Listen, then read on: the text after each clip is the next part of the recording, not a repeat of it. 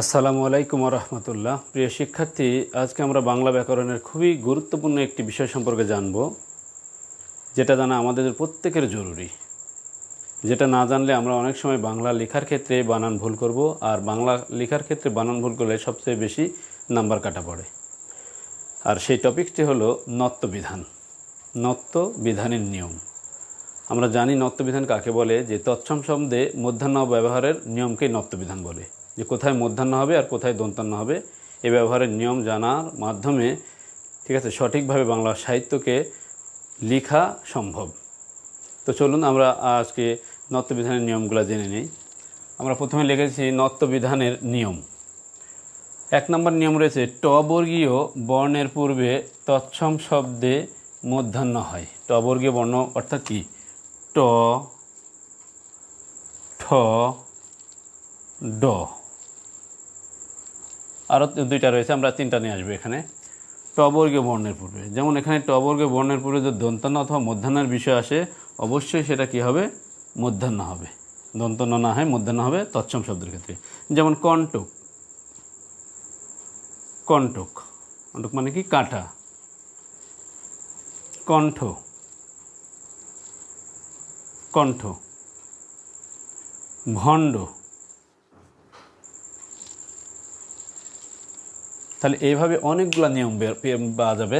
বিশেষ করে আমরা যখন নিয়ম খুঁজবো, উদাহরণ খুঁজবো, তখন ক বর্ণ দিয়ে শুরু করবো। ক, খ, খণ্ড, গণ্ডমূর্খ, এগুলো সহজে আপনি পেয়ে যাবেন। তাহলে 1 নম্বর নিয়ম। পরে আমরা 2য় নম্বর নিয়মে আসতেছি, যে রি অথবা রিকার, র, রেপ অথবা রফলা, মধ্যাহ্নস্ব এর পরে মধ্যাহ্ন হয়। কেমন দেখুন, ঋণ, রি দিয়ে আমরা লিখতে পারি কি? ঋণ। তারপরে রিকার দিয়ে আমরা লিখতে পারি কি? তৃণ। তারপরে র দিয়ে কি লিখতে পারি আমরা? তরুণ, তরুণ। করুণ, এটা ক্রিয়াবাচক শব্দ, করুণ না। ক্রিয়াবাচক শব্দ হলে দন্তান্ন হতো। একটা লোকটির অবস্থা করুণ, মানে যায় যায় অবস্থা, সেক্ষেত্রে মধ্যাহ্ন। এরপর রয়েছে রেপ, রয়েছে কর্ণ, বর্ণ প্রভৃতি। এছাড়া রয়েছে মধ্যাহ্নস্ব রয়েছে, যেমন কৃষ্ণ, কৃষাণ প্রভৃতি। এরপরে রয়েছে 3য় নাম্বার রুলস রয়েছে রি, ওই 2য় নাম্বার রুলসের মতোই, যে ওগুলোই থাকবে। তারপরে কি? মধ্যাহ্নের পূর্বে এক্সট্রা বর্ণ আসবে। যেমন রি, র, মধ্যাহ্নস্ব এর পরে ক বর্গ। ক বর্গ মানে কি? ক, খ, গ, ঘ, উ। প বর্গ, প, ফ, ব, ভ, ম, অন্তস্থ জ, ব, হ প্রভৃতির পরে মধ্যাহ্ন হয়। যেমন এখানে আমরা রিয়ে রাখতে পারি, আমরা বিশেষ করে রফলা দিয়ে লিখতে পারি। রফলা আমরা পেয়েছিলাম। র আর রয়ের প্রতিনিধিত্ব করে কি? রেপ এবং রফলা। তাহলে রয়ের ক্ষেত্রে যেমন আমরা লিখতে পারি গ্রহণ, গ্রহণ। গয়ে র নিলাম, গয়ে রফলা মানে র নিলাম। এরপরে আসলে হ, মধ্যাহ্ন। আমরা দেখুন, প্রথমে র নিয়েছি রফলা হিসেবে, তারপরে কি? হ নিয়েছি, এই যে হ পেয়েছি আমরা, হ নিয়েছি, তারপর মধ্যাহ্ন হবে। এছাড়া হতে পারে শ্রবণ। দেখুন, রফলা আছে, তারপরে কি? ব আছে, এই যে প বর্গের ব, প বর্গের মধ্যে কি আছে? প, ফ, ব আছে, তারপর মধ্যাহ্ন প্রভৃতি। এছাড়া আমরা কৃষাণ লিখছি, কৃষাণটা হয়, রিকার রয়েছে, তারপর মধ্যাহ্নস্ব, তারপর মধ্যাহ্ন। তবর্গীয় বর্ণের পূর্বে দন্তন্য হয়। আমরা যদি শুধু মধ্যাহ্নের নিয়মই জানি হবে না, দন্তন্নয়ের নিয়মও আমাদের জানা লাগবে। তবর্গীয় বর্ণের পূর্বে কী হবে? দন্তন্য হবে। যেমন ত, থ, দ, ধ, দন্তন্য। তাহলে ত দিয়ে কী হয়? অন্তর, স্বরীয় দন্ত নয়তর, অন্তর। এছাড়া কি? প্রান্ত, পথ, আনন্দ, আনন্দ, আনন্দ। হতে পারে অন্ধ। এছাড়া হতে পারে কি? অন্ন, অন্ন মানে কি? খাবার। 5 নম্বর নিয়মে রয়েছে সমাসবদ্ধ শব্দে দন্তন্য হয়। সমাসবদ্ধ শব্দে দন্তন্য হয় মানে কি? মূর্ধন্য হয় না। সমাসবদ্ধ শব্দে দন্তন্য হয় কি? মূর্ধন্য হয় না। সমাসবদ্ধ শব্দে দন্তন্য হয়, মূর্ধন্য হয়। যেমন দুর্নাম,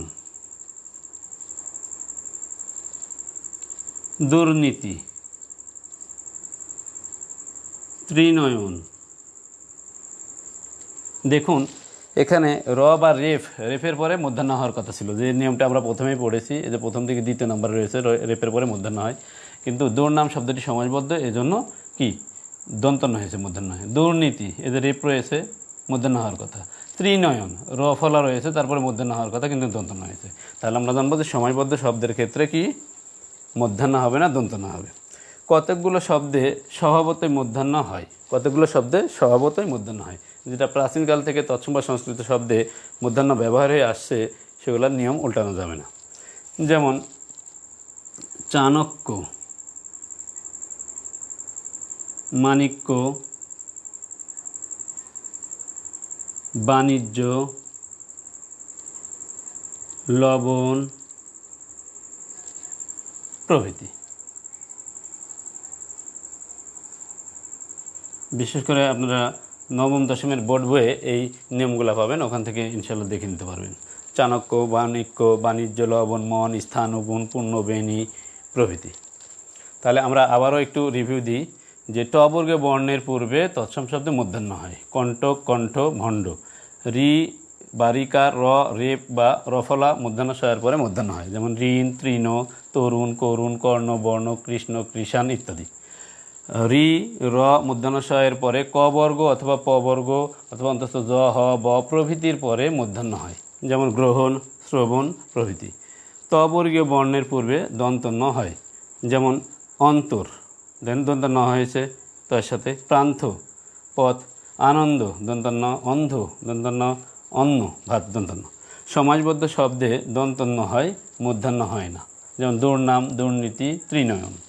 কতকগুলো শব্দে স্বভাবতই মূর্ধন্য হয়, এগুলো স্বভাবগত হয়, কোনো রুলসের তোয়াক্কা করে না, এরা রুলস অনুযায়ী না, প্রাচীনকাল থেকে ব্যবহার আসছে, এভাবে ব্যবহার। চাণক্য, মাণিক্য, বাণিজ্য, লবণ, মন, ঠিক আছে, মনটা আমরা লিখতে পারি।